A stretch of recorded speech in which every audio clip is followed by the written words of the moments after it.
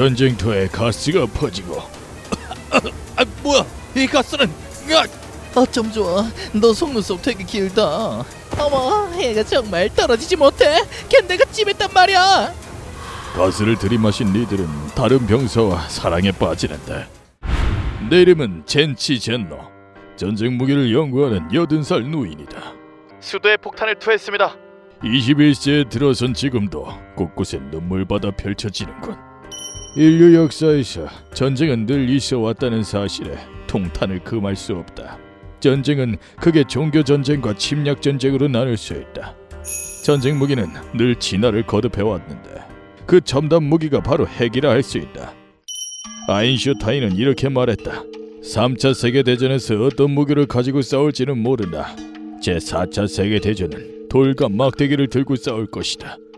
다시 세계대전이 벌어질 경우 핵에 의해 문명이 종말을 맞이하고 인류는 초창기의 모습으로 돌아간다는 것이 유력한 해석이다. 인류의 진화가 그런 어리석은 형태로 끝나서는 안 된다. 무기의 역사를 거슬러 올라가면 절망적인 미래를 막을 수 있을지도 몰라. 나는 전쟁 무기의 역사를 샅샅이 조사해보기로 했다. 인류 최초의 특수무기는 고대 그리스 시대에 사용된 헤레보루스라는 식물이었다. 놈들이 강의 하류를 식수로 쓴다지? 제1차 신성전쟁 때 적국의 식수 안에 이 꽃을 뿌렸다고 한다. 그 물을 마신 사람들은 막대한 피해를 입었다. 몸이 왜 이러지? 이 비겁한 놈들. 알빠진 놈들이 입만 살았군. 그 방법으로 피를 흘리지 않고 도시를 점거하는 데 성공했다고 한다. 시간이 흘러 로마 제국은 생물 병기를 발명했다. 항아리 도착! 네! 뭐지? 벌떼다! 벌이나 정갈을 넣은 용기를 적군의 성벽 안에 던져 넣었다고 한다. 벌이! 얼른 갑옷을 벗어! 벌떼의 습격으로 성내는 혼란에 휩싸였고 적군은 전의를 상실했다고 한다. 가장 끔찍한 무기는 몽골군에 의해 개발되었다. 미안하다 동포여. 넌 쥐의 먹이가 되어줘야겠다. 1348년 몽골군은 당시 불치병이 있었던 흑사병으로 죽은 병사의 실체를 적국의 도시에 던져버렸다고 한다. 페스트균에 오염된 시체는 도시의 전염병을 확산시켰다. 이 검은 반점은 설마 흑사병? 안 돼! 여긴 이미 글렀어. 하루빨리 이탈리아로 돌아가자. 그린반도의 도시 카파가 습격을 받자 이탈리아 상인들은 페스트균을 보유한 채로 귀국했고 또다시 전염병이 확산되었다고 한다.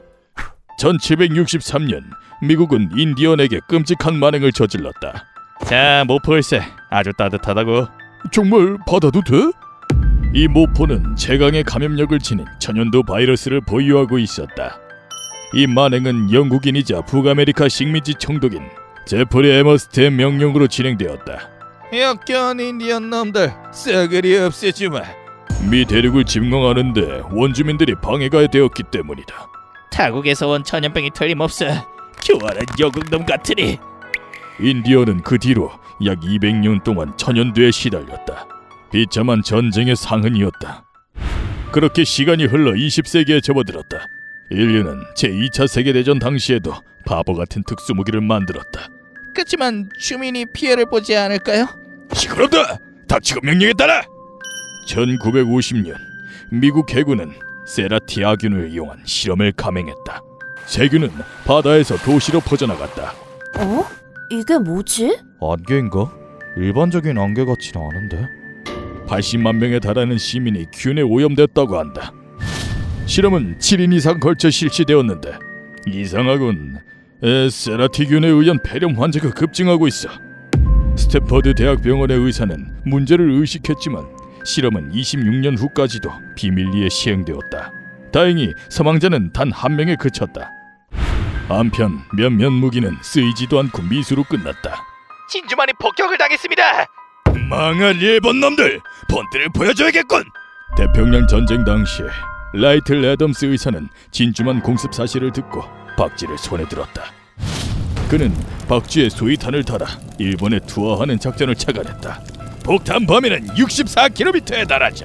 일본을 불바다로 만드는 거야. 그에게 예산이 투입되었지만 결국 계획은 무산되었다고 한다. 같은 시기 미국에서는 미사일 속에 비둘기를 넣고 스크린을 쪼아 방향을 유도하는 아이디어를 고안했다.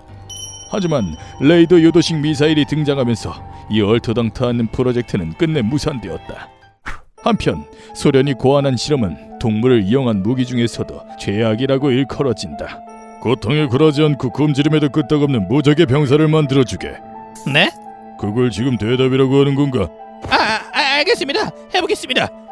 1920년 독재자 스탈린은 과학자에게 명령을 내렸다.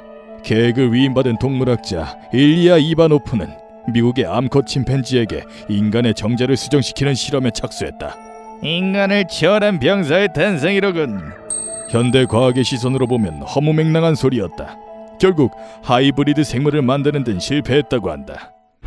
현대에 이르러서도 동물을 군사 목적으로 이용하는 연구는 계속되고 있다. 이 시럽엔 TNT 폭격이 섞여 있죠. 지뢰가 어디에 묻혀 있는지 알 수 있겠군. 크로아티아에서는 꿀벌을 이용해 지뢰를 탐지하는 연구가 이루어졌다. 그 벌을 지뢰밭에 풀어놓으면 상각이다. TNT 냄새를 설탕이라고 착각하고 있어. 벌은 반경 4km의 냄새를 탐지할 수 있다. 꿀벌을 이용하면 지뢰가 폭발할 우려도 없었다. 살상을 위한 것은 아니니 그나마 양반이라고 해야 하나.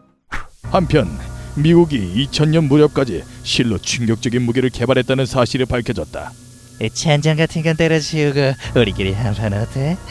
좋아. 어떤 호르몬을 살포해 동성애 충동을 일으키는 전이를 상실시키는 가스였다. 하지만 그런 물질은 존재하지 않았고 군 연구소는 우스꽝스러운 연구 과제에 주어지는 이그 노벨상을 수상하는 수모를 겪었다. 이만큼 인도적인 연구가 어디 있다고? 누가 다치는 일 없이 싸우는 방법이 어디 흔한 줄 알아? 이렇듯 인간은 그동안 수많은 무기를 개발해왔다. 이 기발한 아이디어를 인류의 발전을 위해 쓰면 좋으련만 그 많은 무기 가운데 가장 끔찍한 것은 단언컨대 핵폭탄이다. 두 번 다시 핵폭탄이 쓰이는 날이 오지 않기만을 바랄 뿐이다.